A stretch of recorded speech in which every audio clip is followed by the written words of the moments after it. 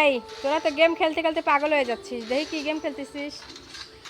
দেখেন, চিন্তা করা যায়, দুইটার একটারও পড়াশোনা নাই, খালি গেম আর গেম। ওদেরকে কি করা উচিত বলেন গাইজ? কেউই ঠিকঠাকভাবে পড়াশোনা করে না। একটা দেখেন দুইটা চেয়ারের উপর বসে আছে, কি সাহস! ওই দেখেন, ওই দেখেন, দেখছেন? দুষ্টু বড় বোনরা কথা বলে সেটা তো শোনার না। ওই দেখেন আবার বড় বোন আছে, তার উপরে পায়ের উপর পা তুলে বসে। লুঙ্গি উঁচা করে দেবো কিন্তু, বলে দিলাম। দেখেন এখন পর্যন্ত বৃষ্টি কমার কোনো নামই নেই। কালকের থেকে সেই যে বৃষ্টি, বৃষ্টি কোনোভাবেই কমছে না। কি একটা অবস্থা বলেন দেখি।